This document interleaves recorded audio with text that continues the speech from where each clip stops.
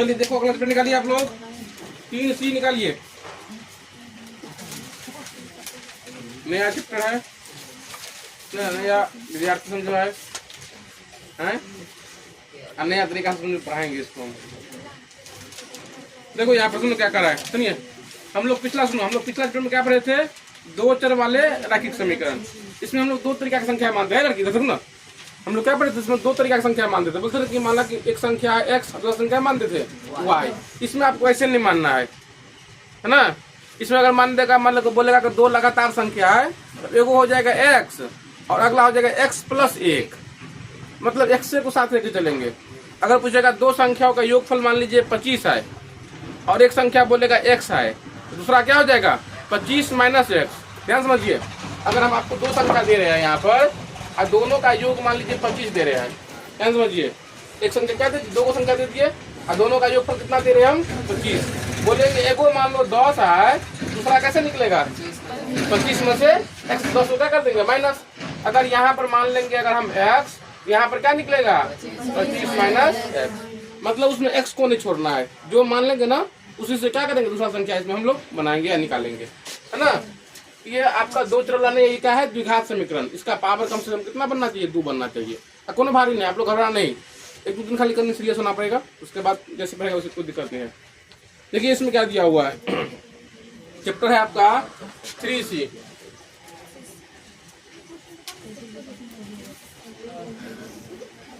देखिए क्या कर रहे थे समझिए। यदि दो लगातार धन पूर्णांकों का गुणनफल, क्या करे, दो लगातार संख्या लेना है। ध्यान समझिए क्या कर रहा है, दो लगातार संख्याओं का गुणनफल। अगर पहली संख्या x मानेंगे, उसका अगला संख्या क्या हो जाएगा। अब x + 1 क्यों होगा समझिए यहाँ पर।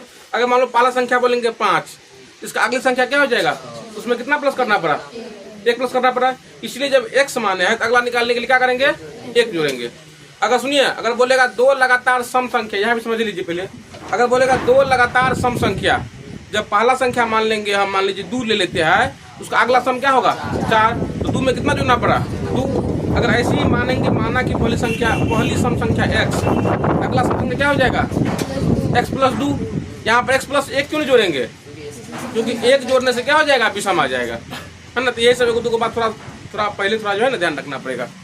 इसमें क्या कर रहा है, यदि दो लगातार धन पूर्णांकों के गुणनफल, तो मान लीजिए माना कि पहली संख्या x, अगली संख्या क्या हो जाएगा x + 1। माना कि पहली संख्या x और अगली संख्या क्या हो जाएगा x + 1। अब देखिए इसमें प्रश्न से क्या कर रहा है, प्रश्न से कर रहा है यदि दो लगातार धन पूर्णांकों का गुणनफल कर रहा है, लगातार दो संख्या क्या करना है गुणनफल। तो मान लो एगो है ये, एगो है ये, दोनों का गुणनफल कैसे होगा x गुण्य x + 1। अगर बोलेंगे यहाँ 2 रहेगा, यहाँ 3 रहेगा, तो बोलेंगे गुणनफल करने के लिए क्या करेगा 2 × 3। इसमें क्या करेगा, इन दोनों का जो गुणनफल है, मतलब x गुण्य x + 1, ये गुणनफल है जो है गुणनफल। और उनमें से छोटी संख्या x का अंतर 25 के बराबर है। छोटी संख्या बताओ इसमें कौन है x, और ये x जो है ना वो 25 का अंतर है। इसका मतलब क्या, इसमें क्या कर देते हैं 25 प्लस कर देते हैं। अब यहाँ देखो अंतर हम 25 क्यों बोले, अभी हम मान लीजिए आपको दो को संख्या दे देंगे, मान लीजिए 5, आप बोलेंगे अंतर जो है ना 10 का होना चाहिए, बोलो तो अगला संख्या क्या होगा इसमें 15। आप उसमें माइनस क्यों 10 कर देंगे, माइनस करने पर क्या हो जाएगा निगेटिव संख्या आ जाएगी। इसमें बाद में क्या करता है प्लस करने के लिए धनात्मक संख्या। क्या समझिए, अगर पहला संख्या दे दिए 10, आप बोलेंगे अंतर मान लो 8 का है, अगला संख्या क्या लेना पड़ेगा 18 लेना पड़ेगा, उसमें 8 क्या करना पड़ेगा प्लस कर देना पड़ेगा, है ना। यही आपका क्या हो गया समझ बन गया है, इतना ही काम करना है इसमें। दोबारा समझ लीजिए क्या कर दिया, पहला संख्या मान लीजिए x, अगला क्या हो जाएगा x + 1। सवाल में पहले बार में क्या करें, इन का जो गुणनफल है, तो गुणनफल मतलब दोनों का गुना कर दिए, और इसमें क्या करें अंतर करने के लिए हम उसमें क्या करेंगे उतना प्लस कर देंगे, यही बन गया। दूसरा सवाल देखिए, एक आदमी ने 20 रुपया में कुछ पुस्तकें खरीदे। मान लो किसी के पास 20 रुपया है और वह कुछ पुस्तक मान लीजिए खरीद लिया, मान लेते हैं x पुस्तक खरीदा, इसमें वैसे दिया भी हुआ है, यदि खरीदी गई पुस्तकों की संख्या कितना हो x हो। यहाँ लिखिए खरीदी गई पुस्तकों की संख्या। कितना पुस्तक खरीदा है? एक्स। सुनो तो आप ही लोग गया मान लो किताब खरीदने के लिए, आपको हम 20 रुपया दे दिए। आप 20 रुपया में कितना पुस्तक खरीदा? एक्स गो। तो एगो पुस्तक कितना में निकालेगा? कैसे निकालेगा? 20/x। ऐसे नंबर समझिए। अगर 20 रुपया दिए है, आप लोग 5 रुपया वाला मान लो किताब खरीदेगा, तो क्या वो किताब लाएगा? तो कैसे निकाला? 20 को 5 से भाग। यहाँ भी मान लो आपके पास 20 रुपया था और एक्स को खरीदा, तो क्या हो जाएगा? एगो पुस्तक का दाम कितना हो जाएगा? 20/x। यहाँ निकालना तो निकाल सकते हो, जरूरत पड़ेगा, है ना। लिख दीजिए एक पुस्तक का मूल्य क्या निकाल लेंगे? 20/x रुपया। अब सवाल पढ़िए।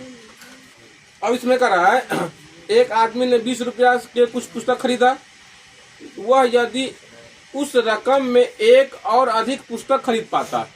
एगो पुस्तक क्या खरीदता? अधिक। मान लो अभी खरीदा है एक्स को, अब बताओ कितना खरीदता हुआ? x+1। एगो पुस्तक अधिक खरीदता हो तो प्रत्येक पुस्तक का औसत मूल्य 1 रुपया कम हो जाता। अभी पुस्तक का मूल्य कितना है? 20/x है अभी। लेकिन जब एगो पुस्तक बेसी खरीद लेता तो उसका मूल्य इसमें से 1 रुपया क्या हो जाता? कम हो जाता। जैसे यहाँ देखिए प्रश्न से ध्यान दीजिए। अगर मान लीजिए इसके पास 20 रुपया है, 20 रुपया उसके पास है ना, एगो पुस्तक अरे बेसी खरीदता, तो बेसी खरीदता मतलब क्या? x+1। तो x+ यहाँ 1 से भाग देंगे, क्यों? पुस्तक बेसी खरीद लिया, तब उसका मूल्य क्या हो जाता है? 1 रुपया घट जाता है। तो कितना से घटता? इसका अभी जो जितना मूल्य है उसमें से 1 रुपया क्या होता है? घट जाता। 20/x - 1 है ना। मेरे हिसाब से यही बन जाना चाहिए समीकरण। इसको तोड़ ताड़ किया हो सकता है, इसमें घात निकालने के लिए इसका घात, है ना। ठीक है, इतना ही सीखा। देखिए आगे क्या करना है इसमें। नहीं लड़का, देखो ना भिंडी पूरा कंप्लीटली बना हुआ है। क्या करा है? एक आदमी 20 रुपया लेके बाजार गया, ठीक है, और वो करा एक्स को किताब खरीदा। ठीक है, तो एक किताब का दाम क्या हो जाएगा? 20/x। यहाँ तो समझ में आ गया। अब कह रहा है जब वो एगो किताब अधिक खरीदता, तो मान लो उसके पास तो 20 रुपया है, लेकिन किताब उसके पास कितना हो जाएगा? एक्स को खरीदा है और एगो अधिक खरीदेगा, तो क्या हो जाएगा? x+1। यहाँ 20 का कर दिया x+1। अब जो उसका दाम होता ना, वो पहले वाला औसत मूल्य से 1 रुपया क्या हो जाता? कम हो जाता। तो पहले वाला मूल्य कितना है? 20/x। उसमें से 1 रुपया क्या कर दिया? हम कम कर दिए। अब इसको तोड़ ताड़ क्या करना? आपको समीकरण बनाना है। अब बोलो समीकरण कैसे बनाना है? बोलो। क्या तो इसी को इधर ले आएंगे तो इसी को यहाँ पर बट्टा क्या कर देते? 1 कर देते हैं। 20/x+1 अलगतम लेंगे तो कितना हो जाएगा? x कितना हो जाएगा? 20 - x। अब कोना कोनी गुना कर दीजिए, 20x क्या हो जाएगा? 20x बराबर x+1। यहाँ लिख देते हैं 20 - x। देखो इसको गुना करेंगे ना x से तो कितना हो जाएगा? 20x। और इसको इससे गुना करेंगे, यहाँ पर लिख दिया। अब यहाँ पर कोष्ठ तोड़ेंगे। चलो बताओ, तुम दोनों आदमी बताओ, तुम दोनों आदमी इस बेंच पर से दोनों बताओ, दोनों बेंच। यहाँ तो ऐसे ही रहेगा, ये तो ऐसे ही रहेगा। यहाँ पर कैसे कोष्ठ उठेगा? हाँ, तो कितना हो जाएगा? 20x माइनस की प्लस -x²। फिर सही है। नहीं प्लस, और बताओ, बोलो ना था। +20 -x सही है। अब इस सबको इधर बुला लेंगे। वैसे देखो तो 20x से 20x कट जाएगा, हाँ कटेगा। अब इसको बुलाएंगे इधर, देखिए ये इधर आएगा तो क्या हो जाएगा? x² प्लस में, ये भी माइनस में तो क्या हो जाएगा? x और ये -20। ये द्विघात देखिए, इतना आंसर है क्या है? इतना आंसर आपका है x² + x - 20 = 0। फिर से पूछ रहा है कि समीकरण का घात बताइए। घात मतलब क्या? Basic power. यहाँ पर घात बराबर हो जाता है 2, इसका आंसर है ना। अब देखिए आगे सवाल से इतना दिमाग खराब करना है सवाल। अब समझो ये लॉलीपॉप सब है आगे। देख क्या करा है? 12 को ऐसे 2 भागों में व्यक्त करना है कि उनका गुणनफल कितना हो जाएगा? 32। अब देखो 12 को बांटेंगे ना, मान लो अगर एगो संख्या हो जाएगा x, दूसरा संख्या क्या हो जाएगा? x/2। क्यों? लगातार थोड़ा लेने के लिए कर रहा है सवाल। प्लस समझिए क्या कर रहा है? 12 को बांटना। सुनो तो, अगर आपको बोलेंगे 12 को, मान लो आपके पास 12 रुपया है इसको दो भाग में बांटेंगे। अगर मान लो हमको बराबर बराबर बांटना है, हाँ? एक आदमी को 5 दे सकते हैं, एक आदमी को 7 दे सकते हैं, एक आदमी को 4 को दे सकते हैं, एक आदमी को 8 को दे सकते हैं। हम रंसू वाले का तो पूरा अपने पास रख लेगा, बटवे नहीं करेगी वो, है ना। अब इसको जब बांटना, सुनो, अगर मान लो एगो कर देंगे 4 भाग, एगो 4, दूसरा कितना होगा 8, तो नंबर प्लस समझ में आ गया।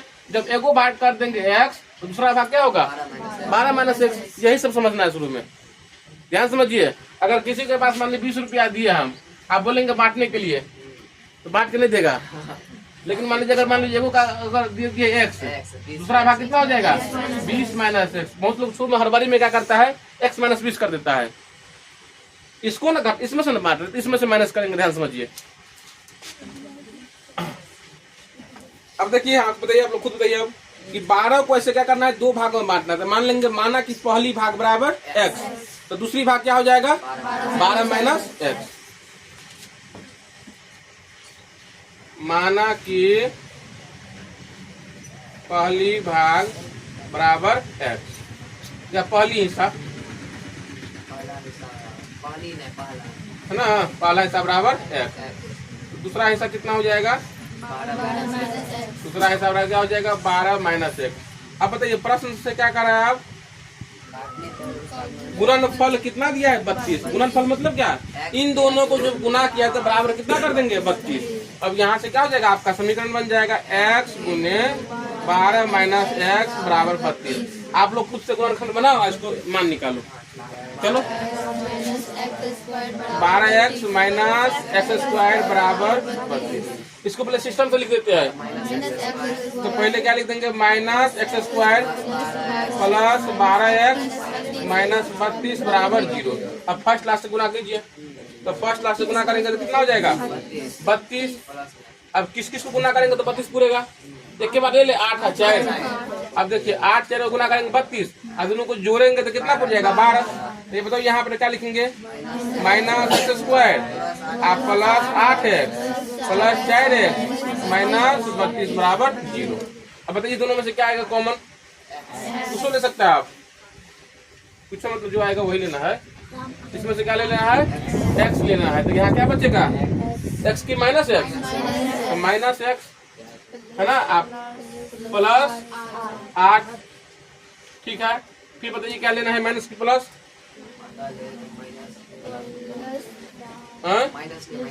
माइनस 4। देखो माइनस इसलिए लिए, यहाँ शुरू में x क्या है माइनस में, और यहाँ जब आप बस 4 लेंगे तो x क्या हो जाएगा प्लस में हो जाएगा, इसलिए माइनस ले लिए है यहाँ पर। तो कितना हो जाएगा बताओ, लिखा हो यहाँ पर माइनस x प्लस 8 बराबर 0। देखिए दोनों को प्लस सेम पुर गया, इसका मतलब गुणनखंड क्या है, सही है। अब कितना है, माइनस x प्लस 8, यहाँ पर x माइनस 4 बराबर 0।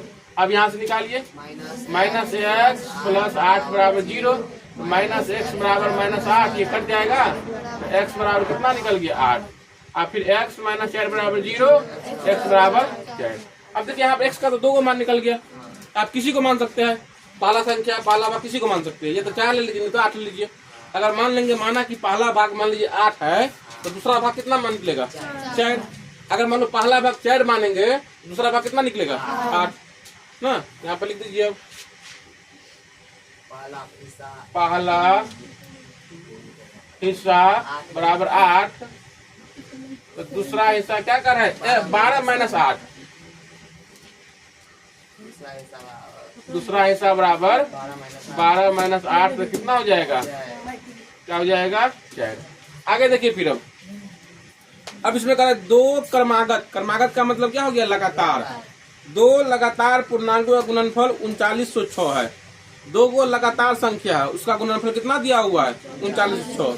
अगर देखो, अगर पहला संख्या मानेंगे x, तो अगला संख्या क्या हो जाएगा x प्लस 1। क्यों लिए हम, क्योंकि लगातार का लेने के लिए। अब देखिए 4 का पहला, माना कि पहली संख्या बराबर x, अगली संख्या क्या हो जाएगा x प्लस 1। अब प्रश्न से क्या करें, गुणनफल ना, x इंटू x प्लस 1 बराबर 3906। इसको गुणनखंड बनाइए, कैसे बनाएगा? एक्स स्क्वायर प्लस एक्स, इसको तो ले आए माइनस 3906 बराबर 0। ये द्विघात बन गया। अब क्या इसको तोड़ दें हम? नहीं तोड़ेंगे, ये द्विघात बन गया। इसको आपको जैसे तोड़ना है, फॉर्मूला लगाना है फॉर्मूला लगा सकते हैं, एकदम फर्स्ट क्लास गुना करना है वैसे कर सकते हैं। फर्स्ट क्लास में तो क्या हो जाएगा, बहुत लंबा पड़ जाएगा, इसलिए इसमें क्या करेंगे, फॉर्मूला लगा देंगे। चलो पीछे का लड़का बताएगा, है ना, ये विपिन छोड़ करके द्विघात का सूत्र क्या होता है। कल खत्म हुआ है चैप्टर, ये तो आज खत्म हुआ है, वैसे अभी चल भी रहा है, समझो। जल्दी बताओ, विपिन छोड़ करके द्विघात का सूत्र क्या होता है? नहीं होगा लड़की में, लड़का में नहीं होगा। लड़की में बताएगी इधर से 2 आदमी, लास्ट से 2 आदमी। देखो कैसन मास्टर है हम, कैसन विद्यार्थी है, सो बताओ। हैं राधिका? बेटा तू बताओ, इसको सपना में याद कराने गए थे हम? हैं बोल, ओकरा सपना में याद कर बेटा गल रही है हम? अरे बानर सब आए नहीं और डेली बोलो सर, पढ़ लिख थोड़ा ना कुछ होने वाला है।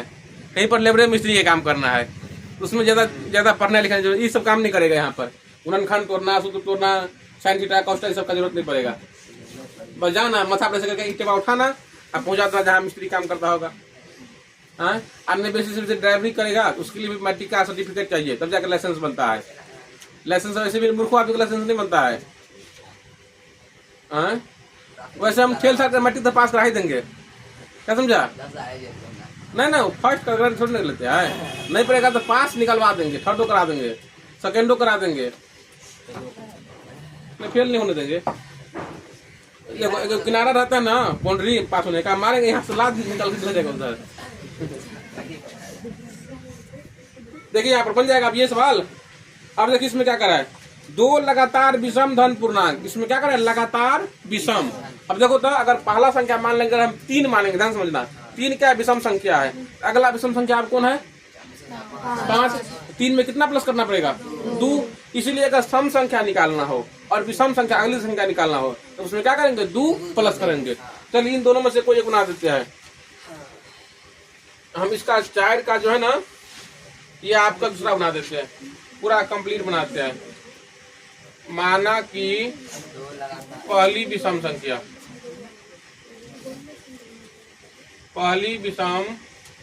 बराबर x, अगली विषम संख्या क्या होगा, अगली विषम संख्या बराबर क्या होगा बताओ, x प्लस 3 कहाँ से करती हो? मान लो तुम्हारे पास 3 विषम संख्या ली हो, इसमें 3 प्लस करो तो क्या हो जाएगा, 6 हो जाएगा, सम के पास पहुंच जाओगी। हैं तुम बेसी धकला गई नहीं? चलो खींच लो, क्या समझिए हम क्या बोले, अगर सम लेना है विषम लेना है तो क्या करना है, उसमें 2 प्लस करना है। हाँ लेकिन ध्यान समझिए, अगर बस अगला निकालना है तो क्या करना है, 1 जोड़ना है। यही छोटा छोटा बात शुरू में आपको क्या करना पड़ेगा, ध्यान रखना पड़ेगा, फिर जाके फिर क्या हो जाएगा, आसान हो जाएगा।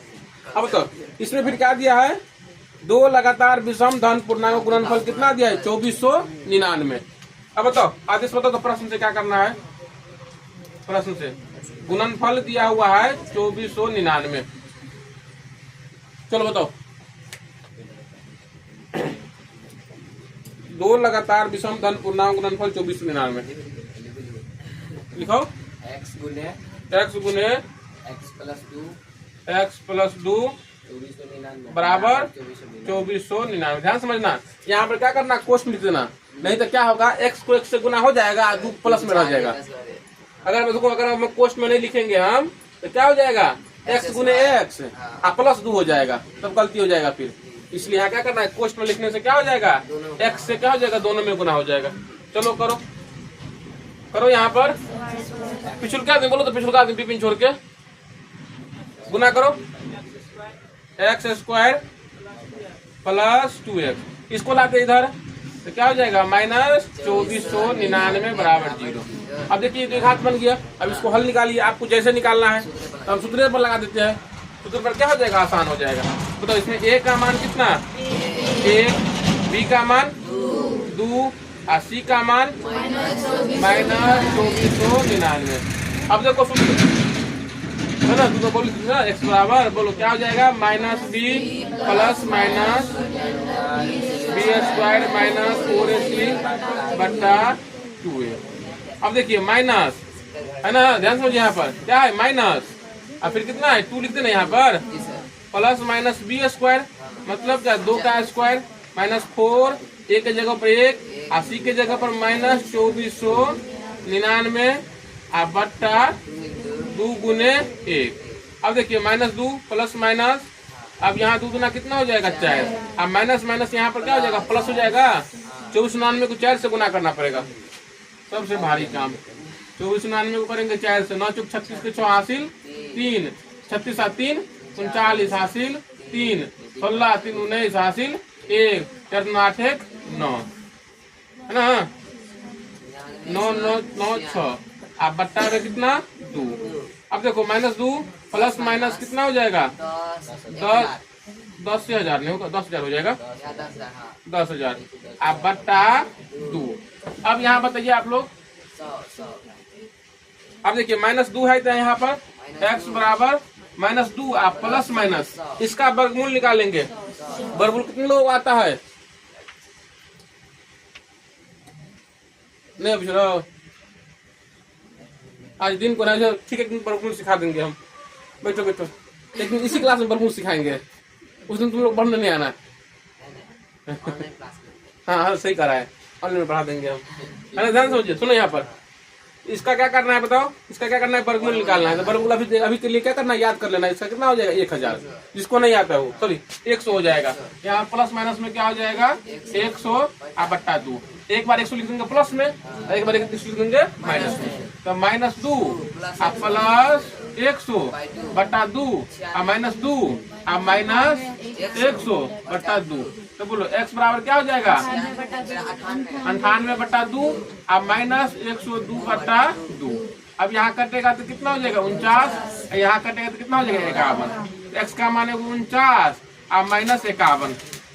इसमें कहा है ना धन पूर्णांक, विषम धन पूर्णांक। बताओ x का मान कौन लेंगे, ई लेंगे कि लेंगे, x का क्या कर रहा है विषम धन पूर्णांक लेना है। विषम भी होना चाहिए और धन मतलब क्या प्लस में होना चाहिए।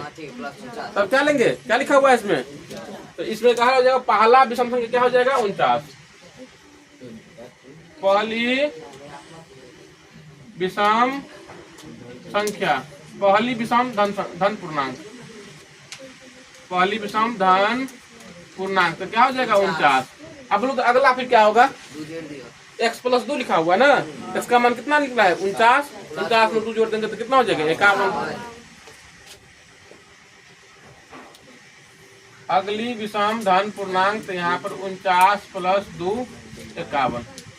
अगर यहाँ देखो यहाँ समझ में दिक्कत है तो पूछो यहाँ पर। यहाँ के बाद हम यहाँ पर मैं यहाँ आगे से बोला कि सर यहाँ ऐसे बनेगा, इसके बाद क्या कि आप ही लोगों से सूत्र लगा के भी बना दिए सवाल।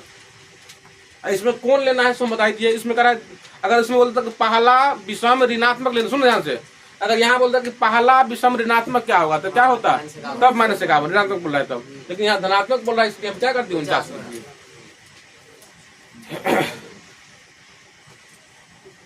अब देखिए 5वां नंबर सवाल क्या कर रहा है, 12 को ऐसे 2 भागों में बांटे कि उनके वर्गों का योगफल 74। 12 को क्या करना है 2 भाग में, अगर पहला भाग मान लेंगे x तो अगला भाग क्या हो जाएगा 12 - x। लड़की लोग बताने दो, माना कि पहला हिस्सा या पहला हिस्सा, हाँ पहला भाग कुछ बताओ, पहला हिस्सा x कर देंगे तो बताओ दूसरा हिस्सा क्या हो जाएगा, दूसरा हिस्सा क्या हो जाएगा 12 - x। अब प्रश्न से देखो क्या कर रहा है, प्रश्न से कर रहा है उनके वर्गों का योगफल, तो वर्ग का योगफल कर रहा है ना, तो बोलो इसका वर्ग करेंगे तो कितना हो जाएगा x²। यहाँ लिख दीजिए पहले प्रश्न से क्या है x², आप प्लस योगफल करें तो प्लस और फिर हाँ फिर क्या हो जाएगा इसका वर्ग 12 - x, दोनों का वर्ग का योगफल कितना है 74, तो बराबर कर देंगे 74। अब तो यहाँ समीकरण बन जाएगा, कैसे बनेगा लड़की तू तीनों बोलो, कोई तीनों यहाँ समीकरण कैसे बनाओ, एक्स स्क्वायर। अब यहाँ पर बताओ, यहाँ पर क्या लग जाएगा? कौन सूत्र लगेगा? तू लोग नहीं बोलो सूत्र। चलो पीछे का लड़का बताओ, पीछे में कोई गोलू छोड़ के कोई बताओ, a माइनस बी का होल स्क्वायर क्या होता है? रुक जाओ, तू नहीं बोलो। हाँ, A square minus 2ab plus B square. देखो यहाँ ए स्क्वायर करना है ना, इसका मतलब क्या हो गया बताओ? यहाँ पर 12 का स्क्वायर माइनस 2ab, तो 2a के जगह पर 12 प्लस बी स्क्वायर। अब बराबर यहाँ पर कितना है? 74। रुक जाओ। हाँ, यहाँ से लिख देते हैं। यहाँ कितना लिखा हुआ? X square. उसके बाद क्या हो जाएगा? ए स्क्वायर मतलब कितना? 12 का स्क्वायर माइनस 2ab, 2a के जगह पर 12 और b के जगह पर x प्लस बी स्क्वायर। अब बराबर कितना है? 74। अब यहाँ देखिए एक्स स्क्वायर आप प्लस 144 कर दे, यहाँ कितना हो जाएगा बताओ? माइनस 24 है आप प्लस एक्स स्क्वायर बराबर 74। अब देखो तो एक इसको भी इधर ले आते हैं, हम इसको इधर ले ही आए, चलो ले आओ, तो कितना हो जाएगा? माइनस 74 बराबर 0। अब एगो एक्स स्क्वायर क्या हो जाएगा? 2x square. अब माइनस 24 है, 144 में से क्या हो जाएगा? 74 माइनस हो जाएगा, तो कितना हो जाएगा? 70 प्लस में कि माइनस में? 70 बराबर 0। अब इसमें से 2 कॉमन कर ले, हम 2 कॉमन कर लेंगे तो क्या हो जाएगा? X square minus 12x plus 35 बराबर 0। अब 2 को जब इधर भेज देंगे हम तो क्या हो जाएगा? X square minus 12x plus 35 बराबर 0/2 मतलब कितना? 0। अब इसको आप लोग तोड़ दीजिए, बोलो संख्या कौन निकलेगा? अगर फर्स्ट क्लास में गुना करेंगे तो कितना हो जाएगा? चलो बना ही देते हैं, तो 35 होगा। अब कौन संख्या लेना है? 7 माइनस 7 और माइनस 5 लेना है। X square minus 7x minus 5x plus 35 बराबर 0। यहाँ कॉमन लीजिए x, तो कितना हो जाएगा? x माइनस 7 यहाँ कॉमन माइनस 5, यहाँ x माइनस प्लस माइनस 7 बराबर 0। x माइनस 7 यहाँ भी, x माइनस 7 यहाँ भी, x माइनस 7 और x माइनस 5 बराबर 0। अब x माइनस 7 बराबर 0, x बराबर क्या हो जाएगा? 7 और x माइनस 5 बराबर 0, x बराबर 5। कोई एक संख्या ले लेंगे, मान लो 7 12 संख्या, दूसरा क्या हो जाएगा? 12 माइनस 7 कितना निकल जाएगा? 5। चलिए उतना ही रहने दीजिए, करिए।